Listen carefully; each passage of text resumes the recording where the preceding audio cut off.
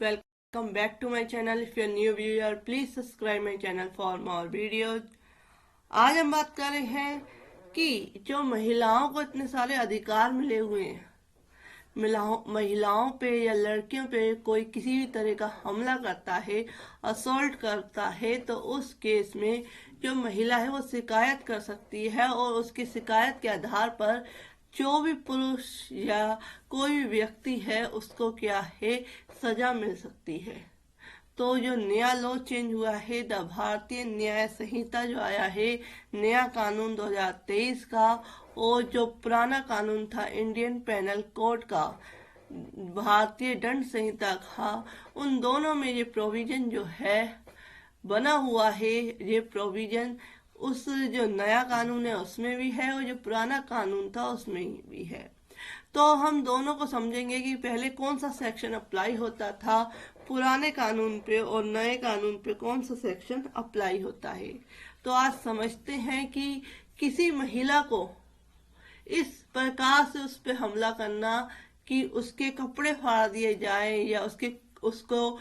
जो है निवस्त्र कर दिया जाए, उस पे किसी तरह का इस तरीके से असॉल्ट करना, हमला करना क्या अपराध है। और अगर वह ऐसा करता है और वह अपने जो हमला है, जो असॉल्ट उसने किया है, उसमें अगर वह सक्सेसफुल हो जाता है तो उसे कितनी सजा हो सकती है। तो सारा कुछ इस वीडियो में आज डिस्कस करेंगे कि असॉल्ट और यूज ऑफ क्रिमिनल फोर्स, हमला करना या क्रिमिनल फोर्स यानी कि गलत तरीके से फोर्स के साथ, बल के साथ उस महिला को निवस्त करने की कोशिश करना, जिससे कि या इस तरीके से हमला करना कि वह अपने जो उसने कपड़े पहने हुए हैं उससे वह निवस्त हो जाए। तो इस तरीके से अगर हमला करना अगर कोई व्यक्ति करता है तो उस केस में उसे कितनी सजा मिल सकती है। तो पहले समझते हैं कि सेक्शन 354 BIPC का पहले इस पे बात करता था कि किसी महिला को निवस्त करने, उसके कपड़े फाड़ने, इस तरीके से उस पे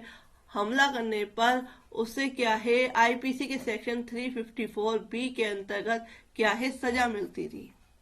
लेकिन अब जो नया कानून आया है, द भारतीय न्याय संहिता 2023 आया है, इसमें सेक्शन जो है चेंज हो चुका है और सेक्शन 76 इसकी जगह पे आ चुका है। अगर आप किसी तरह के एग्जाम की प्रिपरेशन कर रहे हैं तो आपको ये याद रख लेना चाहिए कि सेक्शन 354 BIPC का चेंज होके सेक्शन 76 हो चुका है और इसमें क्या है सेम जो कॉन्सेप्ट पहले था, सेम कॉन्सेप्ट इसमें है।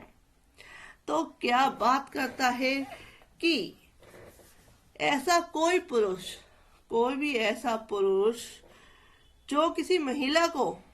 whoever assault and use criminal force to any woman or awaits such act with the intention of disrobing and compelling her to be nagged, कि जो किसी महिला को विवस्त्र करने या निवस्त्र करने के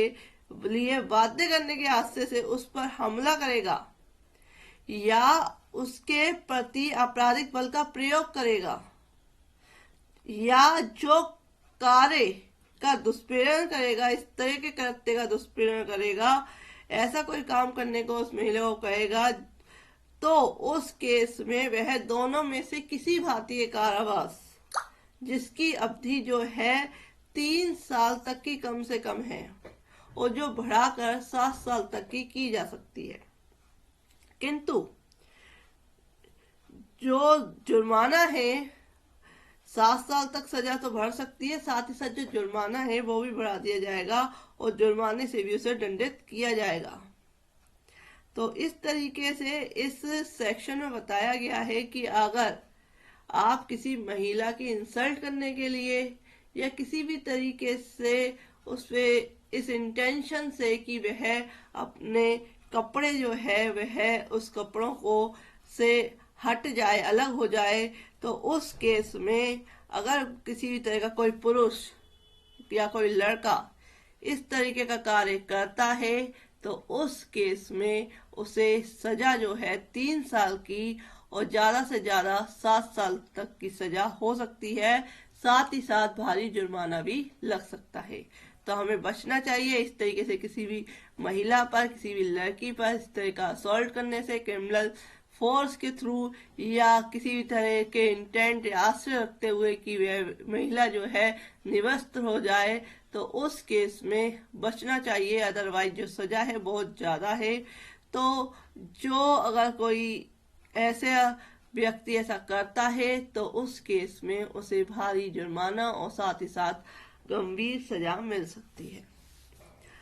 पहले मैंने अपनी वीडियो में आपको बताया था कि दृश्यकारिता यानी किसी लड़की को देखना, अपनी प्रीवियस वीडियो में सेक्शन 77 के ऊपर बात कर चुकी हूँ, जिसमें कि किसी महिला को एकटक देखना जब वह अपने निजी कार्य के लिए व्यस्त है, तो उस केस में उस महिला को जो वह अपने प्राइवेट कृत्य में लगी हुई है और उस महिला को लगता है कि वो एकांत में है, उसे कोई नहीं देख रहा, चाहे वो कोई वॉशरूम हो, कोई बाथरूम हो या कोई ऐसी जगह है, ऐसा कमरा है जहां वह अपने कपड़े चेंज कर रही है, किसी तरह का अपना प्राइवेट एक्ट कर रही है या वह किसी तरह से किसी अन्य काम में लिप्त है। अगर कोई व्यक्ति उसको एकटक देखता रहता है, उसको घूरता है और वह क्या करता है, अगर उसकी कोई फोटो खींच लेता है उस केस में और वह उस फोटो को प्रसारित करता है, जगह जगह उस फोटो को फैलाता है, तो उस केस में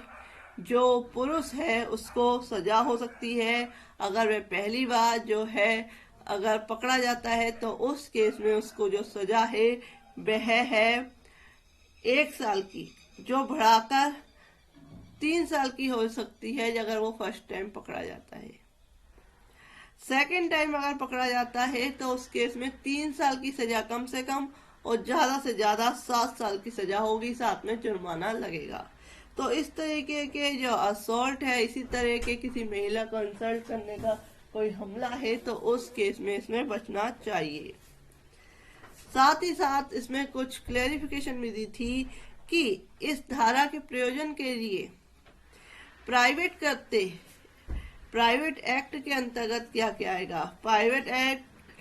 के अंतर्गत ताकने का ऐसा कार्य आएगा